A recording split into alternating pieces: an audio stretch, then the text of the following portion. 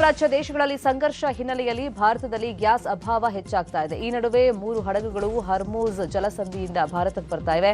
ಇದರಲ್ಲಿ 45,000 metric ton LPG ಹೊತ್ತ ಶಿವಾಲಿಕ್ ಹಡಗು ಗುಜರಾತ್ನ ಕಚ್ ಜಿಲ್ಲೆಯ ಮುಂದ್ರಾ ಬಂದರಿಗೆ ಬಂದಿದೆ.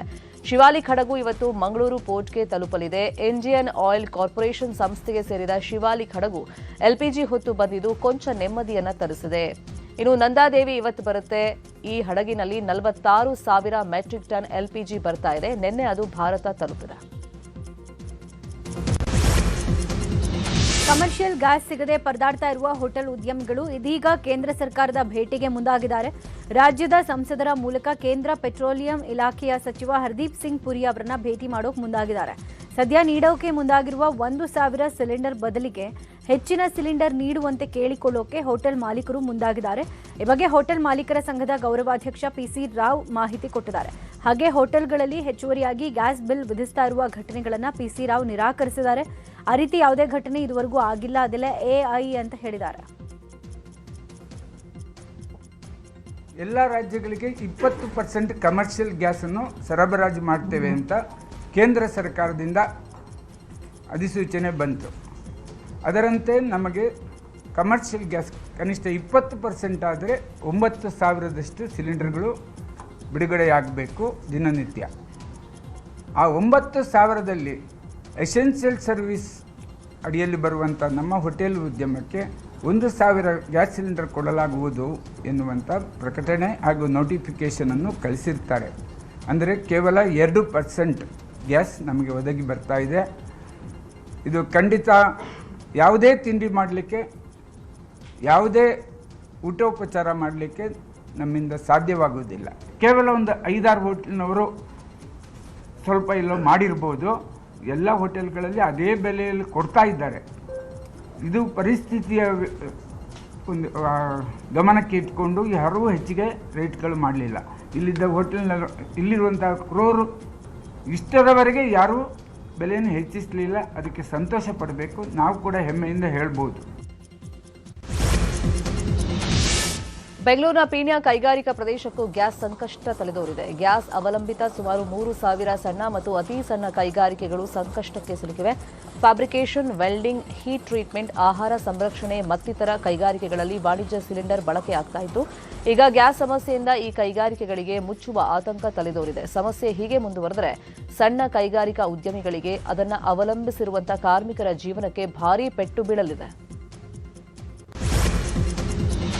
ಬೆಂಗಳೂರು ದಕ್ಷಿಣ ಜಿಲ್ಲೆಯ ಚನ್ನಪಟ್ಟಣದ ಟಾಯ್ಸ್ ಪಾರ್ಕ್ಗೆ ಯುದ್ಧದ ಬಿಸಿ ತಟ್ಟಿದೆ. ಚನ್ನಪಟ್ಟಣ ಮಹದೇಶ್ವರ ದೇವಸ್ಥಾನದ ಬಳಿಯ ಕ್ರಾಫ್ಟ್ ಪಾರ್ಕ್ಗೆ ಬರೋ ಪ್ರವಾಸಿಗರ ಸಂಖ್ಯೆಯಲ್ಲಿ ಇಳಿಮುಖ ಆಗಿದೆ. ಸ್ಟಾರ್ ಹೋಟೆಲ್ಗಳಿಂದ ಬರ್ತಾ ಇದ್ದ ಬೊಂಬೆಗಳ ಆರ್ಡರ್ಸ್ ಯುದ್ಧದಿಂದ ವಿರಳ ಆಗಿದೆ. 14% 18 ಫ್ಲೈಟ್ ಚಾರ್ಜ್ ಹೆಚ್ಚಳದಿಂದಾಗಿ ಬೊಂಬೆ ಉದ್ಯಮಕ್ಕೆ ಹೊಡೆತ ಬಿದ್ದಿದೆ ಅಂತ ನ್ಯೂಸ್ 18 ಜೊತೆಗೆ ಬೊಂಬೆ ಉದ್ಯಮಿ ಭೂಪತಿ ಅಳಲನ್ನು ತೋಡ್ಕೊಂಡಿದ್ದಾರೆ. ಕೋಲಾರದ ಹೋಟೆಲ್ಗಳಲ್ಲಿ ಗೃಹ ಬಳಕೆಯ ಸಿಲಿಂಡರ್ ಬಳಕೆಯ ಆರೋಪದ ಹಿನ್ನೆಲೆಯಲ್ಲಿ ಅಪರ ಜಿಲ್ಲಾಧಿಕಾರಿ ಮಂಗಳ ಹೋಟೆಲ್ಗಳ ಮೇಲೆ ದಾಳಿ ಮಾಡಿ ಪರಿಶೀಲನೆಯನ್ನ ಮಾಡಿದರು. ಕೋಲಾರ ನಗರದ ಸಾಯಿಧಾಮ್, ಆರಾಧ್ಯ ಗ್ರ್ಯಾಂಡ್, ಶ್ರೀಹರಿ ದರ್ಶಿನಿ, ಸಹನಾ ದರ್ಶಿನಿ ಸೇರಿದಂತೆ ವಿವಿಧ ಹೋಟೆಲ್ಗಳಿಗೆ ಭೇಟಿ ನೀಡಿದ ಅಪರ ಜಿಲ್ಲಾಧಿಕಾರಿ, ತಹಶೀಲ್ದಾರ್ ಹಾಗೂ ಆಹಾರ ಇಲಾಖೆ ಅಧಿಕಾರಿಗಳು ಅಡುಗೆ ಕೋಣೆಯಲ್ಲಿ ಪರಿಶೀಲನೆ ಮಾಡಿದರು.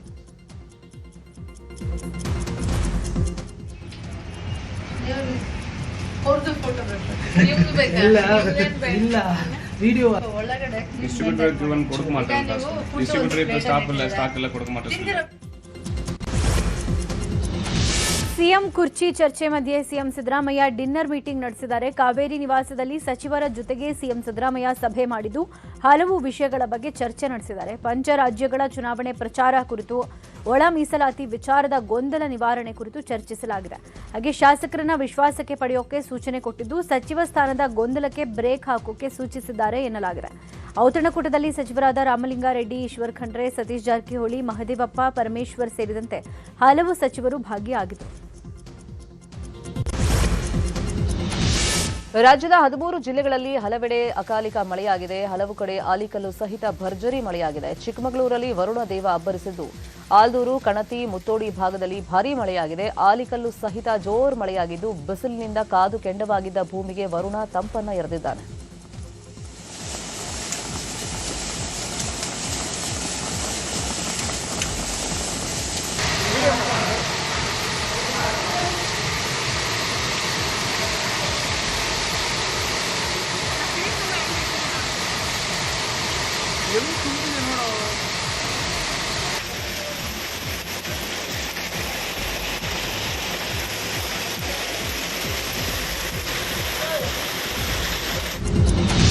ಹಾಸನದಲ್ಲೂ ಬಿರುಗಾಳಿ ಸಹಿತ ಆಲಿಕಲ್ಲು ಮಳೆಯಾಗಿದೆ. ಭಾರೀ ಮಳೆಗೆ ಮನೆ ಮೇಲೆ ರಸ್ತೆ ಬದಿಯಲ್ಲೆಲ್ಲ ರಾಶಿ ರಾಶಿ ಆಲಿಕಲ್ಲು ಬಿದ್ದಿವೆ. ನಿನ್ನೆ ಸಂಜೆ 1 ಗಂಟೆಗೂ ಹೆಚ್ಚು ಕಾಲ ಸುರಿದ ಆಲಿಕಲ್ಲು ಮಳೆ ನೋಡಿ ಮಕ್ಕಳು ಸಖತ್ತಾಗಿ ಎಂಜಾಯ್ ಮಾಡಿದ್ದಾರೆ. ಆದರೆ ದಿಢೀರ್ ಮಳೆಯಿಂದ ವಾಹನ ಸವಾರರು ಪರದಾಡಿದ್ದಾರೆ.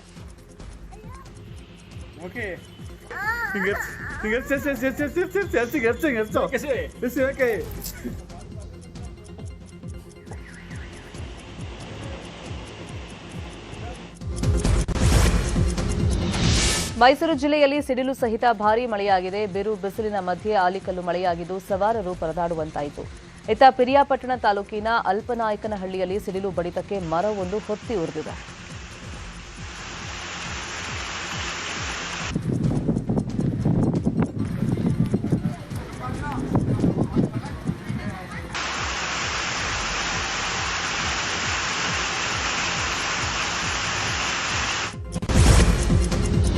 ವಿಜಯನಗರ ಜಿಲ್ಲೆಯ ಕೂಡ್ಲಗಿ ತಾಲೂಕಿನಾದ್ಯಂತ ಸಿಡಿಲು ಗುಡುಗು ಸಹಿತ ಸಾಧಾರಣ ಮಳೆಯಾಗಿದೆ. ಆದರೆ ಯಂಬಳ್ಳಿ ಗ್ರಾಮದಲ್ಲಿ ಸಿಡಿಲು ಬಡಿದು ವಿಂಡ್ ಫ್ಯಾನ್ ಹೊತ್ತಿ ಉರಿದಿದೆ.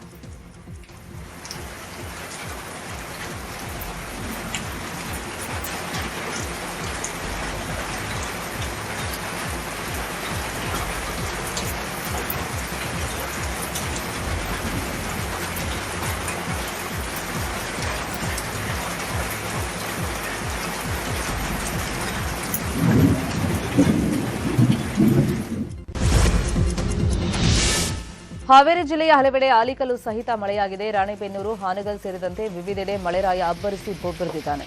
ಮನೆ ಅಂಗಳದಲ್ಲಿ ಆಲಿಕಲ್ಲುಗಳು ತುಂಬಿದ್ದು ಬೇಸಿಗೆಯಲ್ಲಿ ಬೆಂದಿದ್ದ ಜನರಿಗೆ ಆಲಿಕಲ್ಲು ಮಳೆಯಿಂದ ಕೂಲ್ ಅನುಭವ ಆಗಿದೆ.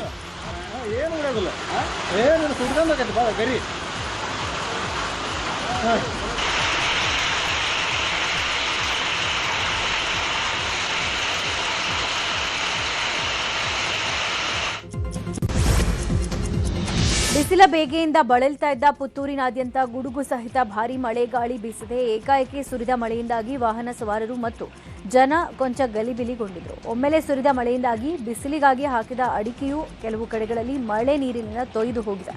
ಭಾರೀ ಗುಡುಗು ಗಾಳಿಯಿಂದಾಗಿ ಪುತ್ತೂರು ನಗರದಲ್ಲಿ ವಿದ್ಯುತ್ ಪೂರೈಕೆಯೂ ಸ್ಥಗಿತಗೊಂಡಿತು.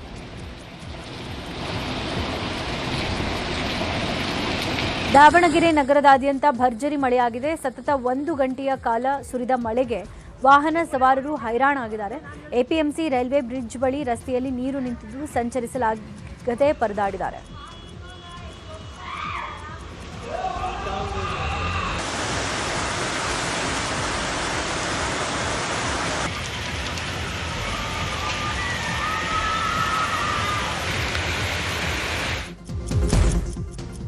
ಕೊಪ್ಪಳ ಜಿಲ್ಲೆಯಾದ್ಯಂತ ಮಳೆ ಆರ್ಭಟಕ್ಕೆ ಜನ ತತ್ತರಿಸಿ ಹೋಗಿದ್ದಾರೆ. ಒಂದ್ ಕಡೆ ಆಲಿಕಲ್ಲು ಅಬ್ಬರ, ಮತ್ತೊಂದು ಕಡೆ ಗುಡುಗು ಸಿಡಿಲು ಬಡಿತಕ್ಕೆ ಬಾಲಕ ಬಲಿಯಾಗಿದ್ದಾನೆ.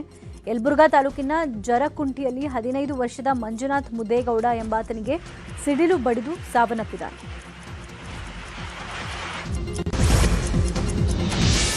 ನೈಋತ್ಯ ರೈಲ್ವೆ ಪರೀಕ್ಷೆಯಲ್ಲಿ ಕನ್ನಡ ಕಡೆಗಣಿಸಿದ್ದನ್ನು ಖಂಡಿಸಿ ಇವತ್ತು ಕರ್ನಾಟಕ ರಕ್ಷಣಾ ವೇದಿಕೆಯಿಂದ ಬೃಹತ್ ಪ್ರತಿಭಟನೆ ಹಮ್ಮಿಕೊಳ್ಳಲಾಗಿದೆ. ಇವತ್ತು ನೈಋತ್ಯ ರೈಲ್ವೆ ಇಲಾಖೆಯ ಮ್ಯಾನೇಜರ್, LD, CE ಹುದ್ದೆಗಳಿಗೆ ನಡೆಯಲಿರುವಂತಹ ಪರೀಕ್ಷೆಗಳನ್ನು ಹಿಂದಿ ಹಾಗೂ ಇಂಗ್ಲಿಷ್ ಭಾಷೆಯಲ್ಲಿ ನಡೆಸಲು ರೈಲ್ವೆ ಇಲಾಖೆ ಮುಂದಾಗಿದೆ. ಹೀಗಾಗಿ ಈ ಪರೀಕ್ಷೆಯನ್ನು ಕನ್ನಡದಲ್ಲೂ ನಡೆಸುವಂತೆ ಪಟ್ಟು ಹಿಡಿದಿರುವಂತಹ ಕರ್ನಾಟಕ ರಕ್ಷಣಾ ವೇದಿಕೆ ಅಧ್ಯಕ್ಷ TA ನಾರಾಯಣಗೌಡ ನೇತೃತ್ವದಲ್ಲಿ ಬೆಳಗ್ಗೆ 10 ಗಂಟೆಗೆ ಮೆಜೆಸ್ಟಿಕ್ ರೈಲ್ವೆ ನಿಲ್ದಾಣದ ಬಳಿ ಹೋರಾಟ ನಡೆಯಲಿದೆ. ಖಾಲಿ ಹುದ್ದೆ ಭರ್ತಿ ಸೇರಿದಂತೆ ವಿವಿಧ ಬೇಡಿಕೆಗಳ ಈಡೇರಿಕೆಗೆ ಒತ್ತಾಯಿಸಿ ಎಬಿವಿಪಿ ಇವತ್ತು ಹುಬ್ಬಳ್ಳಿಯಲ್ಲಿ ಪ್ರತಿಭಟನೆ ಹಮ್ಮಿಕೊಂಡಿದೆ. ಹುಬ್ಬಳ್ಳಿಯ ಕಿಮ್ಸ್ ಮುಖ್ಯ ಗೇಟ್ ಬಳಿ ಪ್ರತಿಭಟನೆಯನ್ನು ನಡೆಸಿ ಸರ್ಕಾರದ ವಿರುದ್ಧ ಆಕ್ರೋಶ ವ್ಯಕ್ತಪಡಿಸಲಾಗುತ್ತೆ. ಇನ್ನು ಈ ಬಗ್ಗೆ ಮಾತನಾಡಿದ ಎಬಿವಿಪಿ ರಾಜ್ಯ ಕಾರ್ಯದರ್ಶಿ ದರ್ಶನ್ ಹೆಗ್ಡೆ, ರಾಜ್ಯದಲ್ಲಿ 2.84 ಲಕ್ಷ ಹುದ್ದೆಗಳು ಖಾಲಿ ಇದೆ. ಖಾಲಿ ಹುದ್ದೆ ಭರ್ತಿ ವೇಳೆ ವಯೋಮಿತಿ ಸಡಿಲಿಸಬೇಕು, ವಿಶ್ವವಿದ್ಯಾಲಯಗಳಿಗೆ ಅಗತ್ಯ ಅನುದಾನ ಕೊಡಬೇಕು, ಸಮರ್ಪಕ ವಿದ್ಯಾರ್ಥಿ ವೇತನ ಕೊಡೋದು ಸೇರಿ ವಿವಿಧ ಬೇಡಿಕೆಗಳನ್ನು ಈಡೇರಿಸಬೇಕು ಅಂತ ಒತ್ತಾಯಿಸಿ ಹೋರಾಟ ಮಾಡ್ತಾ ಇರೋದಾಗಿ ತಿಳಿಸಿದ್ದಾರೆ.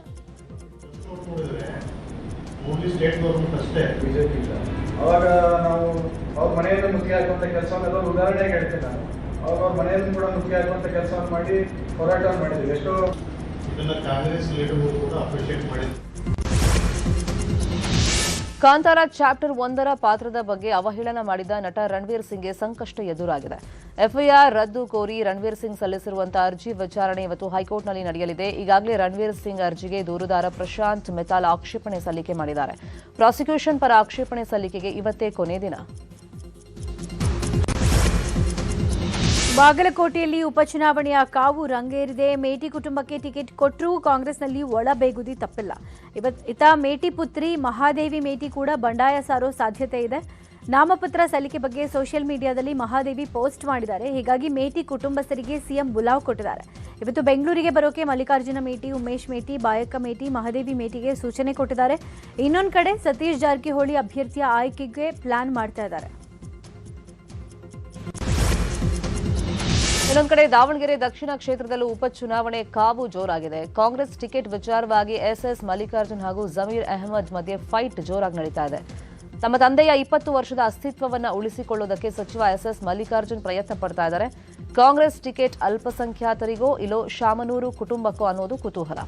ಇದೆಲ್ಲದರ ಮಧ್ಯೆ ಇವತ್ತು ದಾವಣಗೆರೆಯಲ್ಲಿ ಕೆಪಿಸಿಸಿ ಚುನಾವಣಾ ಉಸ್ತುವಾರಿ ಸಮಿತಿ ಸಭೆ ನಡೆಸಲಿದ್ದು ಅಭ್ಯರ್ಥಿ ಆಯ್ಕೆ ಬಗ್ಗೆ ಚರ್ಚೆ ನಡೆಯುತ್ತೆ. ಸಿಎಂ ಸಿದ್ದರಾಮಯ್ಯ ಕ್ಷೇತ್ರ ಮೈಸೂರಲ್ಲಿ ನಿಮಾನ್ಸ್ ನಿರ್ಮಾಣಕ್ಕೆ ಸರ್ಕಾರ ಮುಂದಾಗಿದೆ. ಹೀಗಾಗಿ ಮೈಸೂರಿನ ರಿಂಗ್ ರೋಡ್ ಪಕ್ಕದಲ್ಲಿರೋ ಗುಡುಮಾದನಹಳ್ಳಿಯಲ್ಲಿ ಸುಮಾರು 20 ಎಕರೆ ಕೃಷಿ ಭೂಮಿಯನ್ನು ಗುರುತಿಸಲಾಗಿದೆ. ಆದರೆ ಆ ಜಾಗ ನೀರಾವರಿ ಪ್ರದೇಶವಾಗಿದ್ದು ನಿಮಾನ್ಸ್ ನಿರ್ಮಾಣಕ್ಕೆ ರೈತರು ವಿರೋಧ ವ್ಯಕ್ತಪಡಿಸಿದ್ದಾರೆ. ದಳವಾಯಿ ಕೆರೆ ನೀರನ್ನು ಬಳಸಿ ವರ್ಷಪೂರ್ತಿ ಅನ್ನದಾತರು ಕೃಷಿ ಮಾಡ್ತಾರೆ. 80ಕ್ಕೂ ಹೆಚ್ಚು ಕುಟುಂಬ ಭತ್ತ, ತೆಂಗು, ಅಡಿಕೆ ಬೆಳೆದು ಜೀವನ ಸಾಗಿಸ್ತಾ ಇದ್ದಾರೆ. ಹೀಗಾಗಿ ಯಾವುದೇ ಕಾರಣಕ್ಕೂ ಕೃಷಿ ಭೂಮಿಯನ್ನು ಬಿಟ್ಕೊಡಲ್ಲ ಅಂತ ರೈತರು ಪಟ್ಟು ಹಿಡಿದಿದ್ದಾರೆ. ಇಲ್ಲಿ ನಮ್ಮ ತಂದೆ ತಾತನ ಕಾಲದಿಂದ ನಾವು ವ್ಯವಸಾಯ ಮಾಡ್ಕೊಂಡು ಜೀವನ ಕಟ್ಕೊಂಡು ಬದುಕೊಂಡು ಬಂದಿರೋರು. ಇಲ್ಲಿ ನಮಗೆ ದೇವರು ಕರುಣಿಸಿರೋದೇನಪ್ಪ ಅಂತಂದ್ರೆ ದಳವಾಯಿ ಕೆರೆ ಅಂತ ಹೇಳ್ಬಿಟ್ಟು ನೀರಾವರಿ ಜಮೀನಿದು. ಇಲ್ಲಿ ಬೆಟ್ಟ ತಪ್ಪಲ ಇರೋದ್ರಿಂದ ಬೆಟ್ಟದಿಂದ ಎಲ್ಲ ನೀರು ಬರುತ್ತೆ. ಈ ಜಾಗದಲ್ಲಿ ನಾವು ಬದುಕು ಕಟ್ಕೊಂಡು ಹಸುಗಳು ಒಂದು 500-600 ಹಸುಗಳು ಕಟ್ಕೊಂಡಿದ್ದೀವಿ ಊರಲ್ಲಿ. ಈ ಜಾಗಕ್ಕೆ ಇವತ್ತು ಏಕಾಏಕಿ ಸರ್ಕಾರದವರು ಯಾವುದೇ ಪರಿಶೀಲನೆ ಮಾಡ್ದೇ ಈ ಭೂಮಿ ಇದಕ್ಕೆ ಕಟ್ಟಡ ಕಟ್ಟಬೇಕು ಅಂತ ಹೇಳಿಬಿಟ್ಟು ಒಂದು ನಿಮಾನ್ಸ್ ಮಾದರಿಯ ವೈದ್ಯಕೀಯ ಹಾಸ್ಪಿಟಲ್ ಕಟ್ಟಬೇಕು ಅಂದ್ಬಿಟ್ಟು ಬಂದಿದ್ದಾರೆ ಸ್ವಾಮಿ. ಬಂದಿರೋ ತಕ್ಕನಾಗಿ ಇಲ್ಲಿರೋ ಯಾವುದೇ ರೈತರಿಗೂ ಏನೇ ಮಾಹಿತಿ ಕೊಡ್ದಾನೆ ಒಳಗಿಂದೊಳಗೇನೆ ಅವರ ಅಧಿಕಾರಿ ಚೇಂಬರ್ಲಿ ಕೂತ್ಕೊಂಡು ಇಲ್ಲಿ ಏನು ಬೆಳೀತಾವ್ರೆ, ಏನಿದೆ, ಇದು ಕಟ್ಟಡ ಕಟ್ಟಕ್ಕೆ ಯೋಗ್ಯವಾಗಿದೆಯಾ ಇಲ್ವಾ ಅಂತ ಒಂದು ಚೂರು ಪರಿಶೀಲನೆ ಮಾಡ್ದಾನೆ ಅವರ ಸ್ವಂತ ಇದರಿಂದ ಕೇಳ್ಕೊಂಡಿದ್ದು ಈಗ ಇವತ್ತು ಇದನ್ನು ಮಂಜೂರು ಮಾಡಿದ್ದಾರೆ ಸ್ವಾಮಿ. ನಾಳೆ ದಿನದಲ್ಲಿ ಸಾಂಕ್ರಾಮಿಕ ರೋಗಗಳು ಜಾಸ್ತಿ ಆಗುತ್ತೆ. ಮತ್ತು ಈ ಕಟ್ಟಡ ಕಟ್ಟೋದು ನಾಳೆ ದಿನ ಭದ್ರಾಗಿರ್ತದೆ, ಇದು ವ್ಯವಸ್ಥೆ ಕಟ್ಟಡ ಉಳ್ಕತ್ತದೆ ಅನ್ನೋದು ನಮಗೆ ಇದಿಲ್ಲ. ಮತ್ತು ಇಲ್ಲಿ ಜನ ಕಟ್ಕೊಂಡಿರೋ ರೈತರಿಗೆ ಯಾವುದೇ ರೀತಿ ಮಾಹಿತಿ ಕೊಡ್ತಾರೆ. ಇವರು ಏಕಾಏಕಿ ನಮಗೆ ಇದನ್ನ ಮಂಜೂರು ಮಾಡಿರೋದು ತುಂಬಾ ಶೋಚನೀಯ. ಬೆಂಗಳೂರಿನ ವಿವಿಪುರಂನಲ್ಲಿ ಕಾಲೇಜ್ ವಿದ್ಯಾರ್ಥಿಗಳು ರೋಡಲ್ಲೇ ಮನಬಂದಂತೆ ಹೊಡೆದಾಟ ಮಾಡಿಕೊಂಡಿದ್ದಾರೆ. ಯೂನಿಫಾರ್ಮ್ನಲ್ಲಿದ್ದ ಹುಡುಗರು ಮನಸೋ ಇಚ್ಛೆ ಒಬ್ಬರ ಮೇಲೊಬ್ಬರು ಹಲ್ಲೆ ಮಾಡಿಕೊಂಡಿದ್ದಾರೆ. 2 ಗುಂಪುಗಳ ಹೊಡೆದಾಟದ ದೃಶ್ಯ ವೈರಲ್ ಆಗ್ತಾ ಇದೆ. ಯಾವ ಕ್ಲಾಸು? ನಿಮ್ದೆಲ್ಲ ವಿಡಿಯೋ ಮಾಡ್ತಾ ಇದ್ದೀನಿ, ನೋಡ್ಕೊಳ್ಳಿ. ಹಲೋ, ನಿಮ್ದೆಲ್ಲ ವಿಡಿಯೋ ಆಗ್ತಾ ಇದೆ, ಎಲ್ರದ್ದು ವಿಡಿಯೋ. ಅಲ್ಲಿ ಓಡೋಗಿದ್ದಾನೆ ಹುಡುಗರೆಲ್ಲ. ಯಾರಪ್ಪ ಅದು? ಯಾವ ಕ್ಲಾಸು? ಯಾವ ಕ್ಲಾಸಪ್ಪ? ಹಾಂ, ಯಾವ ಕ್ಲಾಸು? ಕ್ಲಾಸ್ ಹೇಳು. ನಾನೀಗ ಪೊಲೀಸ್ ಕಂಪ್ಲೇಂಟ್ ಹಾಕ್ತೀನಿ. ಯಾಕೆಂದ್ರೆ ಗಲಾಟೆ ಮಾಡ್ಕೊಂಡ್ಬಿಟ್ಟು ಒದ ತಿಂದ್ಬಿಟ್ಟು ಯಾಕೆ ಅಂತ ಕೇಳ್ತೀರಾ ನೀನು? ಹಾಂ, ನೀನು ಮಾಡಿಲ್ಲಮ್ಮ, ಒದ್ದವ್ರಿಗೆ ಕೇಳೋಣ ಯಾರು ಅಂತ. ನಿಮ್ಮ ಕ್ಲಾಸ್ ನಿಮ್ಮ ಕ್ಲಾಸ್ ಡ್ರೆಸ್ ಯೂನಿಫಾರ್ಮ್ ಹಾಕೊಂಡೇ ಬಂದಿರೋದವರು. ನೀನು ಯಾವ ಕ್ಲಾಸು? ನಂದು ವಿಜಯ ಕಾಲೇಜ್. ಆದ್ರೆ ನಾನೇನು ಮಾಡಿಲ್ಲ. ನೀನೇನು ಮಾಡಿಲ್ಲ ಗೊತ್ತಮ್ಮ, ನಿನ್ಗೆ ಒದೆ ತಿಂದ್ರು ಅಂತಾನೆ ನೀನು ರಕ್ಷಣೆಗೆ ಕೇಳ್ತಿರೋದು.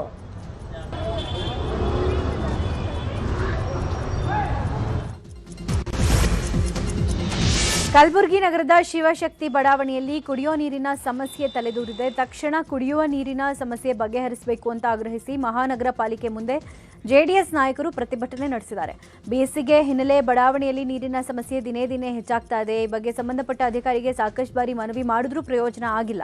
ಹೀಗಾಗಿ ವಾರದಲ್ಲಿ ಬಡಾವಣೆಯಲ್ಲಿನ ನೀರಿನ ಸಮಸ್ಯೆ ಬಗೆಹರಿಸಬೇಕು, ಇಲ್ಲವಾದರೆ ಉಗ್ರವಾದ ಹೋರಾಟ ಮಾಡ್ತೀವಿ ಅಂತ ಜೆಡಿಎಸ್ ಎಚ್ಚರಿಕೆ ಕೊಟ್ಟಿದೆ. ಬಳ್ಳಾರಿಯ ಸಂಡೂರು ತಾಲೂಕಿನ ಗೌರಿಪುರದಲ್ಲಿ ಕೃಷಿ ಇಲಾಖೆಯ ಗುತ್ತಿಗೆ ನೌಕರರ ಆತ್ಮಹತ್ಯೆ ಮಾಡಿಕೊಂಡಿದ್ದಾರೆ. ಗುತ್ತಿಗೆ ನೌಕರ ಜಿಎನ್ ರಾಜು ನೇಣಿಗೆ ಶರಣಾಗಿದ್ದು ಮೇಲಾಧಿಕಾರಿ ವಿರುದ್ಧ ಕಿರುಕುಳದ ಆರೋಪ ಕೇಳಿಬಂದಿದೆ. ಸಂಡೂರು ಕೃಷಿ ಇಲಾಖೆಯ ತಾಲೂಕು ಅಧಿಕಾರಿ ರಾಘವೇಂದ್ರ ಕೆಲಸಕ್ಕೆ ಸೇರಿದ ದಿನದಿಂದಲೇ ಮಾನಸಿಕ ಕಿರುಕುಳ ಕೊಡ್ತಾ ಇದ್ರು ಅಂತ ಆರೋಪಿಸಲಾಗಿದೆ. 3 ಪುಟಗಳ ಡೆತ್ ನೋಟ್ನಲ್ಲಿ ತನ್ನ ಸಾವಿಗೆ ಕಾರಣ ಬರೆದಿಟ್ಟು ಆತ್ಮಹತ್ಯೆ ಮಾಡಿಕೊಂಡಿದ್ದಾರೆ. ಆಫೀಸ್ನಲ್ಲಿ ತುಂಬಾ ಕಿರುಕುಳ ಕೊಡ್ತಿದ್ರು ರಾಘವೇಂದ್ರ ಅಂತ. ರಾಘವೇಂದ್ರ ಅಂತ. ಎಷ್ಟು ದಿನದಿಂದ ಕಿರುಕುಳ ಕೊಡ್ತಿದ್ರಂತೆ? ಅವ್ರು ಸ್ಟಾರ್ಟಿಂಗ್ ಇಂದ ಅವ್ರ ಕೆಲ್ಸಕ್ಕೆ ಸೇರ್ದಾಲಿಂದನೇ ಕೊಡ್ತಿದ್ರು. ಯಾಕೆ ಏನಂತಾನೆ ನಿಮ್ಗೆ ನಿಮ್ಮ ಹತ್ರ ಏನಾದ್ರು ಹೇಳ್ಕೊಂಡಿದ್ದಾರಾ? ಇಲ್ಲ, ಸುಮ್ನೆ ಕಾಟ ಕೊಡ್ತಾರ, ಏನ್ ಕೆಲಸ ಮಾಡಿದ್ರು ಒಪ್ಕೊಳಲ್ಲ ಅವ್ರು. ಸುಮ್ನೆ ಟಾರ್ಚರ್ ಕೊಡ್ತಾರ, ನೆಮ್ಮದಿ ಇಲ್ದಂಗ್ ಮಾಡ್ತಾರ. ಆಫೀಸ್ನಾಗ ಹೋದ್ರು ಮಾತಾಡ್ಸಲ್ಲ. 4 ತಿಂಗಳದ ಸ್ಯಾಲ್ರಿನೂ ಕೊಟ್ಟಿಲ್ಲ. ಜೆಡಿ ಸರ್ ಕೂಡ ಹೇಳ್ಯಾರ ಅವ್ರಿಗೆ ಸ್ಯಾಲ್ರಿ ಅಟೆಂಡೆನ್ಸ್ ಸೈನ್ ಮಾಡ್ರಿ ಅಂತ. ಮಾಡ್ತೀನಿ ಅಂತಾರ, ಮಾಡಲ್ಲ. ಅವ್ರಿಂದಾನೇ ನನ್ ಗಂಡ ಹಾಳಾಗ್ಬಿಟ್ಟು ಹೇಳಿದಾರೆ. ಅವ್ರು ಕೂಡ ಹೇಳಿದಾರೆ ಅವ್ರ ಸರ್ಗೆ, ಮಾಡ್ರಿ ಅವ್ರಿಗೆ ಸ್ಯಾಲ್ರಿ ಮಾಡ್ರಿ ಅಂತ. ಗ್ರಾಂಟ್ಸ್ ಮುಗೋತಲ್ಲಿ ಮಾಡ್ಕೊಡ್ರಿ ಹುಡುಗ, ಎಲ್ಲಿಂದ ಬರ್ತದ ಅವ್ರಿಗೆ ಅಂತ ಹೇಳಿದ್ರು. ಮಾಡ್ತೀನಿ ಸರ್ ಅಂತ ಮಾಡಿಲ್ಲ. ಮಂಗಳೂರಿನ Moodbidri circle inspector Sandesh PG ಮೇಲೆ ಲೈಂಗಿಕ ಕಿರುಕುಳ ಆರೋಪ ಕೇಳಿಬಂದಿದೆ. ದೂರು ನೀಡೋಕೆ ಹೋಗಿದಾಗ ಲೈಂಗಿಕ ಕಿರುಕುಳ ಕೊಟ್ಟಿದ್ದಾರೆ ಅಂತ ಮಹಿಳೆ ದೂರು ಕೊಟ್ಟಿದ್ದಾರೆ. ಹೀಗಾಗಿ ಪ್ರಕರಣ ಕುರಿತು ಮಂಗಳೂರು ನಗರ ಪೊಲೀಸ್ ಕಮಿಷನರ್ ಸುಧೀರ್ ಕುಮಾರ್ ರೆಡ್ಡಿ ತನಿಖೆ ನಡೆಸೋಕೆ ಎಸಿಪಿಗೆ ಸೂಚನೆ ಕೊಟ್ಟಿದ್ದಾರೆ.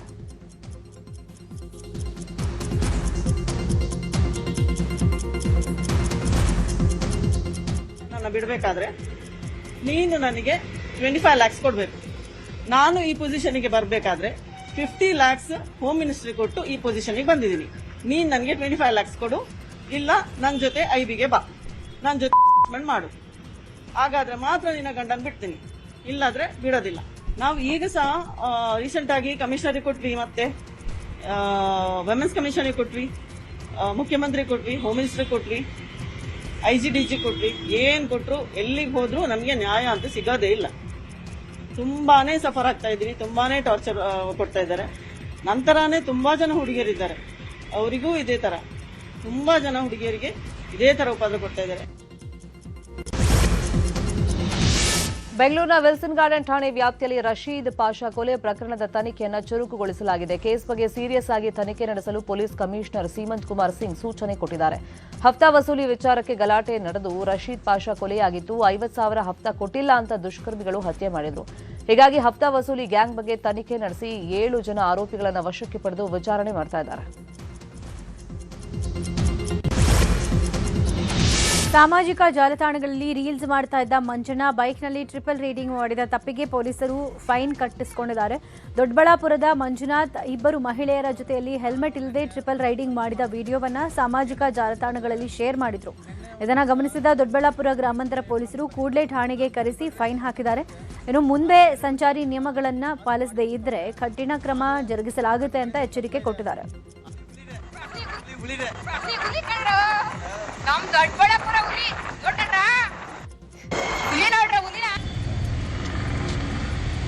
ದಯವಿಟ್ಟು ನಾನು ನೆನ್ನೆ ಒಂದು ತಪ್ಪು ಮಾಡಿಬಿಟ್ಟಿದ್ದೀನಿ. ಏನಂತ ತಪ್ಪಂದರೆ, ನೆನ್ನೆ ಒಂದು ದಿವಸ ಈ ಒಂದು ರೀಲ್ಸ್ ಮಾಡೋ ಹೆಣ್ಮಕ್ಳು ಬಂದಿದ್ದರು. ನಾನು ಟ್ರಿಬಲ್ ರೈಡಿಂಗ್ ಮಾಡ್ಕೊಂಡು ಹೋಗಿದ್ದೆ, ಆದರೆ ಹೆಲ್ಮೆಟ್ ಹಾಕಿರಲಿಲ್ಲ. ಅದು ಮಾಡಿದ ತಪ್ಪೇ, ಆದರೆ ನನ್ನ ಕಡೆಯಿಂದ ತಪ್ಪೇ ಇದೆ.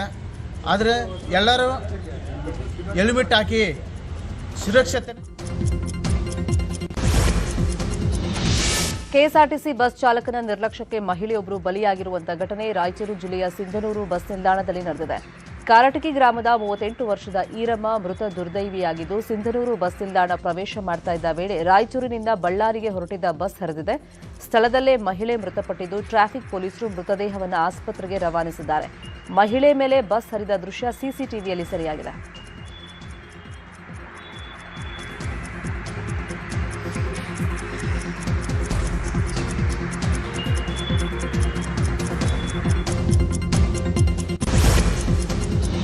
ಮೈಸೂರಿನ ಅರಮನೆ ಮುಂಭಾಗದ ಫುಟ್ಪಾತ್ನಲ್ಲಿ ಅವೈಜ್ಞಾನಿಕವಾಗಿ ಟಾಂಗಾ ಸ್ಟ್ಯಾಂಡ್ ನಿರ್ಮಾಣ ಮಾಡ್ತಾ ಇರುವ ಪಾಲಿಕೆ ವಿರುದ್ಧ ಜನ ಆಕ್ರೋಶ ವ್ಯಕ್ತಪಡಿಸಿದ್ದಾರೆ.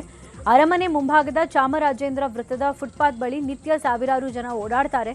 ಇಂಥ ಜಾಗದಲ್ಲಿ ಟಾಂಗಾ ಸ್ಟ್ಯಾಂಡ್ ನಿರ್ಮಾಣ ಮಾಡೋದು ಸರಿಯಲ್ಲ ಅಂತ ಹೇಳಿದ್ದಾರೆ. ಈ ಕೂಡಲೇ ಮೈಸೂರು ನಗರ ಪಾಲಿಕೆ ಕಮಿಷನರ್ ಆಗಲಿ, ಇಲ್ಲಿ ಸಂಬಂಧಪಟ್ಟ ಅಧಿಕಾರಿಗಳು ಈ ಕೂಡಲೇ ಇದನ್ನ ಏನು ತೆರವುಗೊಳಿಸ್ಬೇಕು. ಏನು ಫುಟ್ಪಾತ್ ಎನ್ಕ್ರೋಚ್ಮೆಂಟ್ ಯಾರ್ಯಾರೋ ಮಾಡಿದ್ರೆ ಯಾರಿಗೂ ಶಿಕ್ಷೆ ಆಗೋದು ನಗರ ಪಾಲಿಕೆನೇ ಮಾಡಿದ್ದಾರೆ. ಈ ನಗರ ಪಾಲಿಕೆ ಎಲ್ಲ ಏನಾದರೂ ಅಧಿಕಾರಿಗಳು ಈ ಕೂಡಲೇ ಜನಕ್ಕೆ ಏನಾದರೂ ತೊಂದರೆ ಕೊಟ್ಟರೆ ಅದಕ್ಕೆ ದೊಡ್ಡ ಪರಿಣಾಮ ಈ ಏರಿಯಾದ ನಿವಾಸಿಗಳು ಮತ್ತು ವರ್ತಕರು ಎಲ್ಲರೂ ಸೇರಿಕೊಂಡು ದೊಡ್ಡ ಮಟ್ಟದಲ್ಲಿ ಒಂದು ಪ್ರೊಟೆಸ್ಟ್ ಮಾಡಿ ಈ ಕೂಡಲೇ ಏನು ಇದಕ್ಕೆ ಮೀಸಲಿಟ್ಟಿದ್ದಾರೆ ಅದನ್ನು ಕ್ಯಾನ್ಸಲ್ ಮಾಡಬೇಕು ಅಂತ ಅಧಿಕಾರಿಗಳಿಗೆ ತಮ್ಮಲ್ಲಿ ವಿನಯಪೂರ್ವಕವಾಗಿ ಕೇಳ್ಕೊತಾ ಇದ್ದಾರೆ. ಬಾವಿಗೆ ಬಿದ್ದ ಮುಳ್ಳು ಹಂದಿಯೊಂದನ್ನು ರಕ್ಷಣೆ ಮಾಡಲಾಗಿದೆ. ದಕ್ಷಿಣ ಕನ್ನಡ ಜಿಲ್ಲೆಯ ಪುತ್ತೂರು ಹೊರವಲಯದ ಕೆದಿಲ ಎಂಬಲ್ಲಿ ಘಟನೆ ನಡೆದಿದೆ. ಬಾವಿಯಲ್ಲಿ ಬಿದ್ದ ಮುಳ್ಳು ಹಂದಿ ಹೊರಗಡೆ ಬರೋಕಾಗದೆ ಒದ್ದಾಡ್ತಾ ಇತ್ತು. ಈ ವೇಳೆ ಅರಣ್ಯಾಧಿಕಾರಿ ಉಲ್ಲಾಸ್, ಫಾರೆಸ್ಟ್ ಗಾರ್ಡ್ ದಯಾನಂದ್, ಉರಗತಜ್ಞ ತೇಜಸ್ ಪನ್ನೂರು ಸತತ ಪ್ರಯತ್ನದ ಮೂಲಕ ಹಂದಿಯನ್ನ ಮೇಲಕ್ಕೆ ಎತ್ತಿದ್ದಾರೆ. ಹುಲ್ಲು ತೆಗೆಯುವಂತ ಯಂತ್ರದ ಬ್ಲೇಡ್ನಿಂದ ಸಿಲುಕಿಕೊಂಡಿದ್ದ ನಾಗರಹಾವನ್ನ ರಕ್ಷಣೆ ಮಾಡಲಾಗಿದೆ.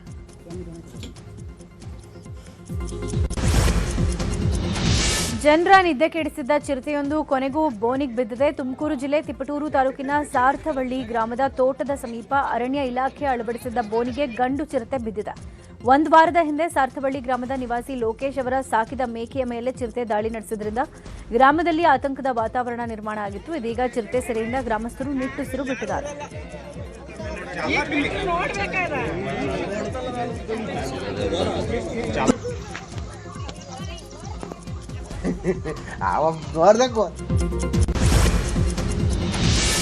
ಇಂದು ಪವರ್ ಸ್ಟಾರ್ ಪುನೀತ್ ರಾಜ್ಕುಮಾರ್ ಅವರ 51ನೇ ವರ್ಷದ ಹುಟ್ಟುಹಬ್ಬ. ದೊಡ್ಡಮನೆ ಹುಡುಗ ಅಭಿಮಾನಿಗಳ ನೆಚ್ಚಿನ ಅಪ್ಪು ನಮ್ಮ ನಡುವೆ ಇಲ್ಲ. ಆದರೂ ಅವರ ಜನ್ಮದಿನದಂದು ಅವರ ಸ್ಮಾರಕದ ಬಳಿ ಬಂದು ಅವರ ದರ್ಶನ ಮಾಡೋದಕ್ಕೆ ನಾಡಿನ ಮೂಲೆ ಮೂಲೆಯಿಂದ ಅಭಿಮಾನಿಗಳು ಬರ್ತಾ ಇದ್ದಾರೆ. ನಿನ್ನೆ ಸಂಜೆಯಿಂದಲೇ ಕಂಠೀರವ ಸ್ಟುಡಿಯೋ ಬಳಿ ಸಾವಿರಾರು ಫ್ಯಾನ್ಸ್ ಜಮಾಯಿಸ್ತಾ ಇದ್ದಾರೆ.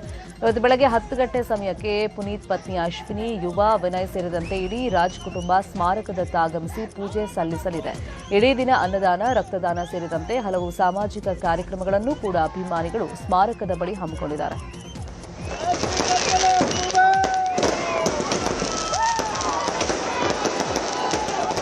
ನೋಡ್ತಾ ಇದ್ದೀರಾ ಎಲ್ಲರೂ, ನಾವೆಲ್ಲ ಇರೋವರೆಗೂ ಬಾಸ್ ನಮ್ ಜೊತೆಗೆ ಯಾವತ್ತೂ ಇರ್ತಾರೆ. Happy birthday boss.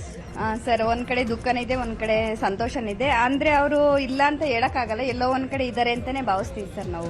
ಹೌದು ಸರ್, ಯಾಕೆಂದ್ರೆ ಅವ್ರಂದ್ರೆ ನಮ್ಗೆ ಅಷ್ಟೊಂದು ಅಭಿಮಾನ ಮತ್ತೆ ಇದಿದೆ ಸರ್. ಬರ್ತೀವಿ ಸರ್. ಅಪ್ಪು ಅವರು ಅವಾಗಿಂದನೂ ನಮ್ಗೆ ತುಂಬಾನೇ ಇಷ್ಟ. ನಾವು ಅವ್ರ ಫ್ಯಾಮಿಲಿಗೂ ನಮ್ಮ ಫ್ಯಾಮಿಲಿಗೂ ತುಂಬಾ ಅಟ್ಯಾಚ್ಮೆಂಟ್ ಇದೆ. ಇಡೀ ನಮ್ಮ ಫ್ಯಾಮಿಲಿ ಸಮೇತ ಬಂದಿದ್ದೀವಿ. ನಮ್ಮ ಫ್ಯಾಮಿಲಿ ಸಮೇತ ನಾವು ಇಲ್ಲಿಗೆ ಬರ್ತೀವಿ. ಪ್ರತಿ ವರ್ಷನೂ ಬರ್ತೀವಿ, ಕೇಕ್ ಕಟ್ ಮಾಡಿಸ್ತೀವಿ. ಮಾಮೂಲಿ ನಾಳೆ ಅನ್ನದಾನ ಇಟ್ಕೊಬೇಕು ಅಂತ ಅನ್ಕೊಂಡಿದೀವಿ. ಅವರು ಇಲ್ದೇ ಇರೋದೇ ತುಂಬಾ ಬೇಜಾರು ಸರ್, ತುಂಬಾ ಬೇಜಾರು ಅಂತಂದ್ರೆ ಅವ್ರು ಇಲ್ದೇ ಇರೋದು ಒಂದು. ಆದ್ರೂ ನಮ್ಮ ಮನ್ಸಿಗೆಲ್ಲ ಇದ್ದಾರೆ, ಇವತ್ತಿಲ್ಲ ನಾಳೆ ಅವ್ರು ಮತ್ತೆ ಹುಟ್ಟಿ ಬರ್ತಾರೆ ಅನ್ನೋ ನಂಬಿಕೆಯಲ್ಲಿದ್ದೀವಿ. Once again happy birthday Puneeth Rajkumar sir. ನಾವೆಲ್ಲ ಫುಲ್ ಫ್ಯಾಮಿಲಿ ಬಂದಿದ್ರು. ನಾವು ಇವಾಗಿಂದಲ್ಲ, ನಾವು ಹೊರತಾಗಿಂದ ನಮ್ಮ ಅಪ್ಪ ಅಮ್ಮ ಎಲ್ಲರೂ ರಾಜ್ಕುಮಾರ್ ಫ್ಯಾಮಿಲಿ, ಎಲ್ಲರೂ ಫ್ಯಾಮಿಲಿ. ನಾವು ಅಪ್ಪು ಬಾಸ್ನ ನಾವು ಮರೆಯಕ್ಕಾಗಲ್ಲ ಅಂದ್ಬಿಟ್ಟು ನಮ್ಮ ಎದೆ ಮೇಲೆ ಹಾಕೊಂಡಿದ್ವಿ. ಅಪ್ಪು ಬಾಸ್ ಯಾವಾಗಲೂ ನಮ್ಮ ಸದಾ ನಮ್ಮ ಜೊತೆಲೇ ಇರಬೇಕು. ನಾನು ಮಣ್ಣಲ್ಲಿ ಮಣ್ಣು ಆದ್ರೂ ನಮ್ಮ ಅಪ್ಪು ಬಾಸ್ ನಮ್ಮ ಜೊತೆಲೇ ಇರಬೇಕು ನಾವು ಅನ್ಕೊಂಡಿದ್ದ. ಅಪ್ಪು ಬಾಸ್ ಎಲ್ಲೂ ಹೋಗಿಲ್ಲ. ಅಪ್ಪು ಬಾಸ್ ಇಷ್ಟು ಜನದಲ್ಲೇ ಅಪ್ಪು ಬಾಸ್ ಇದ್ದೇ ಇರ್ತಾರೆ ಅಂತ ನಾನು ಅನ್ಕೊಂಡಿದ್ದೆ ಸರ್. ನಮ್ಮ ಕೈಲಾಗಿ ನಾವು ಏನೋ ಒಂದು ಮಾಡಬೇಕು ಅಂತ ಇದ್ದೀವಿ. ಅದು ನಾವು ಇವಾಗ ಹೇಳ್ಕೊಳಕ್ಕಾಗಲ್ಲ. ನಾಳೆ ಬೆಳಗ್ಗೆ ನಾವು ನಮ್ಮ ಕೈಲಿ ಏನಾಗುತ್ತೋ ನಾವು ಅದನ್ನ ಮಾಡ್ತೀವಿ ಸರ್. ಅಪ್ಪು ಬಾಸ್ ಕೇಳ್ಕೊಂಡಿದ್ದು ಅಷ್ಟೇ, ನಾವೇನೋ ಒಂದು ಮಾಡಿದ್ದೀವಿ.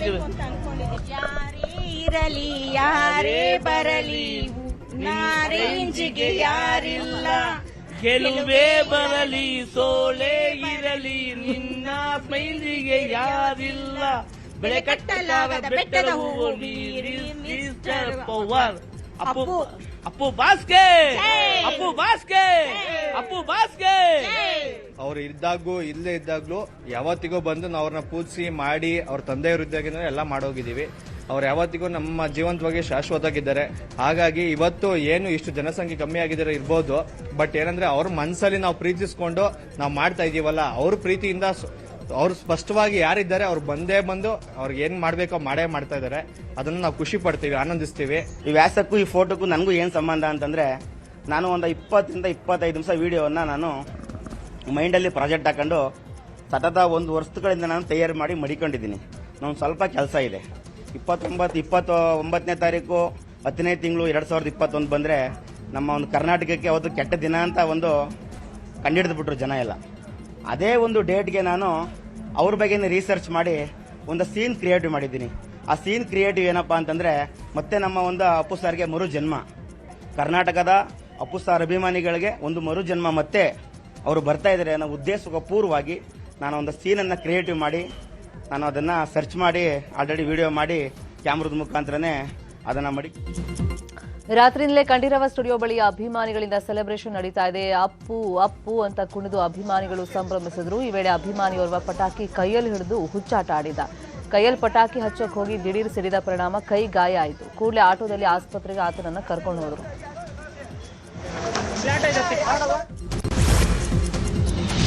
ಪುನೀತ್ ರಾಜ್ಕುಮಾರ್ 51ನೇ ಹುಟ್ಟುಹಬ್ಬ ಹಿನ್ನೆಲೆ ಬೆಂಗಳೂರು ದಕ್ಷಿಣ ಜಿಲ್ಲೆಯ ಚನ್ನಪಟ್ಟಣ ನಗರದ ಶಿವಾನಂದ ಥಿಯೇಟರ್ನಲ್ಲಿ ಆಕಾಶ್ ಚಿತ್ರ ಪ್ರದರ್ಶನ ನಡೀತಾ ಇದೆ. ಹೀಗಾಗಿ ಇವತ್ತು ಥಿಯೇಟರ್ಗೆ ಬರೋ ಅಪ್ಪು ಅಭಿಮಾನಿಗಳಿಗೆ ಬಿರಿಯಾನಿ ವಿತರಣೆ ಮಾಡಲಾಗುತ್ತೆ. ದೊಡ್ಡಮನೆ ಅಭಿಮಾನಿಗಳ ಒಕ್ಕೂಟದ ತಗಚಗೆರೆ ನಾಗೇಶ್ ಹಾಗೂ ಗೆಳೆಯರ ಬಳಗ ಒಟ್ಟು 300 ಕೆಜಿ ಚಿಕನ್ ಬಿರಿಯಾನಿ ತಯಾರು ಮಾಡಿಸ್ತಾ ಇದ್ದು ಥಿಯೇಟರ್ಗೆ ಬರೋ ಅಭಿಮಾನಿಗಳಿಗೆ ಇಡೀ ದಿನ ಅಪ್ಪು ಹೆಸರಲ್ಲಿ ಬಿರಿಯಾನಿ ವಿತರಣೆ ಮಾಡಲಿದ್ದಾರೆ. ಬೆಂಗಳೂರಿನ ಪದ್ಮನಾಭನಗರದ ಬಿಪಿನ್ ರಾವತ್ ಮೈದಾನದಲ್ಲಿ ಕರ್ನಾಟಕ ಶಾಸ್ತ್ರೀಯ ಸಂಗೀತ ಕಚೇರಿ ಹಮ್ಮಿಕೊಳ್ಳಲಾಗಿತ್ತು. ಉದ್ಯಾನವನದ ನಡಿಗೆದಾರರು ಮತ್ತು ಭಾರತೀಯ ಸಂಗೀತ ವೈಭವಂ ಟ್ರಸ್ಟ್ ವತಿಯಿಂದ ಕರ್ನಾಟಕ ಶಾಸ್ತ್ರೀಯ ಸಂಗೀತ ಕಚೇರಿ ಆಯೋಜನೆ ಮಾಡಲಾಗಿತ್ತು. ಸಂಗೀತ ಕಚೇರಿಯಲ್ಲಿ ಗಾಯಕಿ ವಿದುಷಿ ಕುಮಾರಿ ಅದಿತಿ ಬಿ ಪ್ರಹ್ಲಾದ್ರ ಸಂಗೀತಕ್ಕೆ ಜನ ಸಂತಸಗೊಂಡರು.